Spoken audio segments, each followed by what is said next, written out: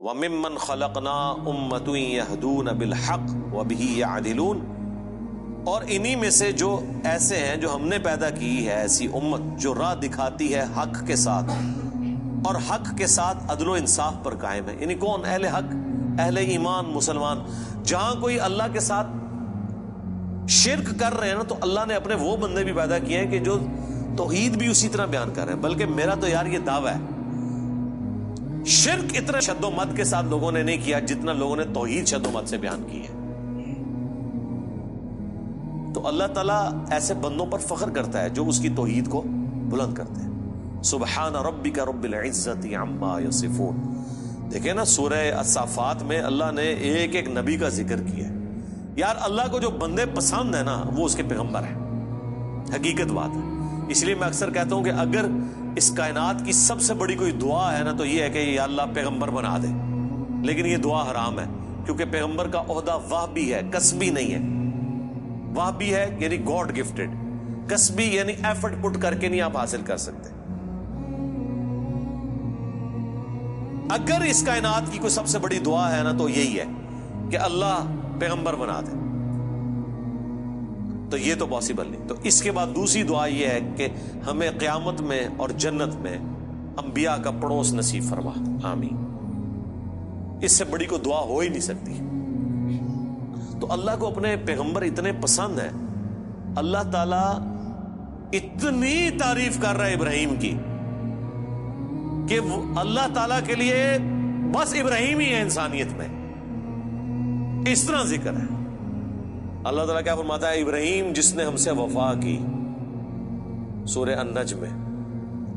سورۃ البقرہ میں اللہ تعالیٰ فرماتا ہے جب جب آزمایا ابراہیم کو اس کے رب نے تب تب وہ کامیاب ہوا. پھر سورہ الصافات میں تو بڑی قربانی کا ذکر ہے کہ بیٹے کی قربانی مانگ.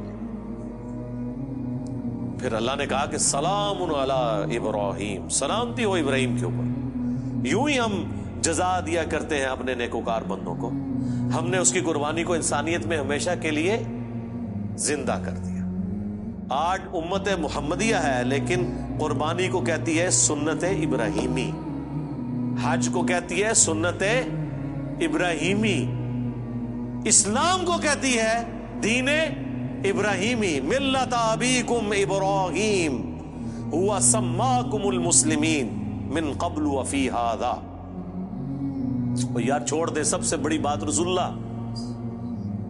قل اننی ہدانی ربی الی صراط مستقیم. اے نبی تم فرماؤ مجھے تو میرے رب نے سیدھا راستہ دکھا دیا. دینا قیما ملت ابراہیم حنیفا، دین جو کہ قائم ہے ابراہیم کی ملت پہ جو سب سے ٹوٹ کر ایک اللہ کے ہو گئے تھے. وما کان من المشرکین، وہ مشرک نہیں تھے. پھر سورہ نحل میں اللہ نے فرمایا ابراہیم اکیلے پوری امت ہے، اکیلا پوری امت. یعنی کوانٹٹی کوئی اللہ کے نزدیک اہم نہیں، کوالٹی. بندہ کہتا ہے کہ پتہ نہیں ابراہیم نے کتنے 90 لاکھ کلمہ پڑھایا ہوئے گا. آیا نا داڑ تلے دسو 90 بھی بندے نہ پورے کر سکتے. قرآن میں آیا ایک لوط ایمان لایا ابراہیم پہ، یا چند ان کے گھر والے جو بیوی بچے تھے، دیٹس آل. 10 کی گنتی بھی پوری نہیں ہوتی. اس لیے اللہ نے کہا ابراہیم پوری امت ہے. اللہ کے نزدیک ابراہیم علیہ السلام کی کتنی اہمیت ہے. تو سورہ الصافات میں اللہ نے ابراہیم کی قربانیوں کا ذکر کیا، نوح علیہ السلام کی کہا سلام علی نوح فی العالمین. ٹھیک ہے. موسیٰ اور ہارون کا ذکر کیا، سلام علی موسیٰ و ہارون.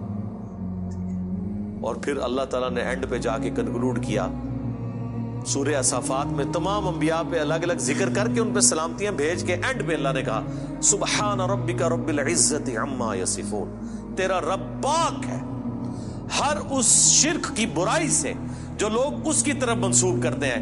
کسی کو یہ ٹینشن نہ ہو جائے کہ اگر اللہ کے ساتھ کوئی شرک کرتا ہے یا اللہ کے لیے برے نام رکھتا ہے یا مخلوقات میں سے کسی کو اللہ کے برابر ٹھہراتا ہے تو اللہ کو کوئی ٹینشن ہو گئی ہے. نو، سبحان ربک رب العزہ، بے شک تیرا رب جو عزت والا ہے، پاک ہے، بلند ہے اس شرک سے جو لوگ اس کی طرف منسوب کرتے ہیں. وَسَلَامٌ عَلَى الْمُرْسَلِينَ. اس کے اندر پتہ کیا درد ہے؟ اللہ کہتا ہے ہمارے لیے تو ہمارے پیغمبر ہی کافی ہیں، سلامتی ہو ہمارے پیغمبروں پر، انہوں نے ایسا حق ہمارا ادا کیا کہ پوری انسانیت گمراہ بھی ہو جائے نا ہمیں کوئی پرواہ نہیں ہے۔ ہمارے جو سچے بندے تھے، ابراہیم، موسیٰ، عیسیٰ، نوح، آدم، محمد رسول اللہ صلی اللہ علیہ وآلہ وسلم، ان پر سلامتی ہو، والحمدللہ رب العالمین، اور تمام تعریفیں پھر اللہ کے لیے۔ اس لیے میں نے درود شریف پہ جو لیکچر دیا تھا نا، اس میں میں نے کہا تھا کہ سب سے بیسٹ درود وہ قرآن کے اندر آ گیا ہے، سبحان ربک رب العزت عما یصفون وسلام علی المرسلین والحمد للہ رب العالمین۔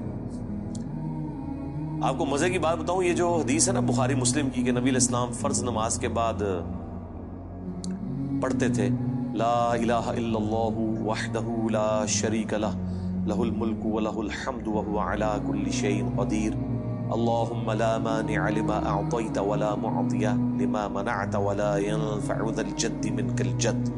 بخاری مسلم میں تو اتنی یہ دعا آتی ہے، جو حضرت معاویہ نے خط لکھا تھا تو مغیرہ ابن شعبہ نے یہ وظیفہ بتایا تھا ان کو کہ اللہ کے نبی فرض کی نماز کے بعد یہ پڑھا کرتے تھے۔ لیکن ترمذی میں جب یہ حدیث آتی ہے نا، اس کے ساتھ یہ الفاظ بھی ہیں کہ اس کے بعد حضور پڑھتے تھے سبحان ربک رب العزت عما یصفون وسلام علی المرسلین والحمد للہ رب العالمین۔ یہ قرآن کی جناب فیورٹ ترین آیات ہے۔ مجھے آج بھی یاد ہے، میں 2007 میں حج کیا تو 2007 کے اندر 2 حج آئے تھے، ایک جنوری کے مہینے میں اور ایک دسمبر میں، 18 دسمبر کو آیا تھا۔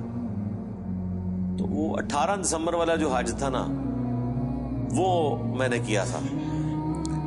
تو میدان عرفات میں اس ٹائم تو ظاہر ہے ہم نئے خود ابھی رائے حق کے مسافر تھے، ابھی تو پتہ ہی نہیں تھا کہ اللہ نے کتنا بڑا کام لینا ہے، میں نے تو ابھی کوئی ویڈیو ریکارڈنگز بھی شروع نہیں کی تھی۔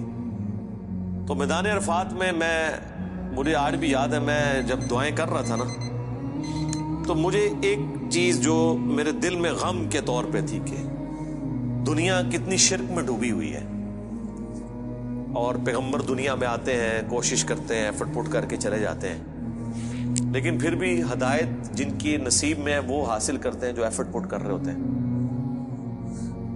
تو اللہ تعالیٰ نے اتنی بڑی کائنات بنائی، اتنی مخلوقات پیدا کی، لیکن اینڈ رزلٹ یہ نکلا ہے۔ دنیاوی طور پہ تو ہم اسے ناکامی سمجھ رہے ہیں نا کہ اتنے بندے پیدا کیے تو وچوں جڑے کم دے بندے نے وہ چند ہی کی نکلے نے، باقی تو سارے فارغ ہو گئے، ٹھیک ہے۔ تو اب دنیاوی اعتبار سے تو ہم شاید اسے کریٹر کی کمزوری سمجھ رہے ہیں، لیکن اللہ تو بے پرواہ ہے، اللہ کو تو کوئی فرق نہیں پڑتا، سارے جہنم میں چلے جائیں، سارے جنت میں چلے جائیں، اللہ کو کوئی پرواہ۔ تو اس کے اوپر میں بہت زیادہ ایمفسائز کر رہا تھا اور میں بڑا پریشان تھا۔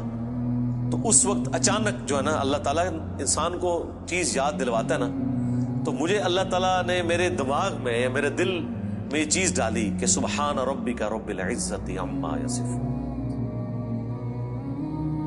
تمہارا رب پاک ہے جو عزت والا ہے ہر اس شخص کی برائی سے جو اس کے ساتھ شرک کو منسوخ کرتا ہے، وسلام علی المرسلین، رسول ہی کافی ہیں۔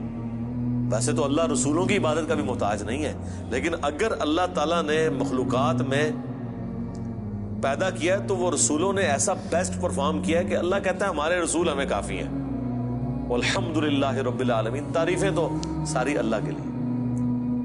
تو میں نے پھر اس وظیفے کو ہمیشہ حرز جان بنا کے رکھا ہے۔ میں ہمیشہ کوشش کرتا ہوں کہ میں اپنی ہر نماز کی پہلی رکعت میں یہ سورہ فاتحہ کے بعد پڑھوں، سبحان ربک رب العزت عما یصفون وسلام علی المرسلین والحمد للہ رب العالمین۔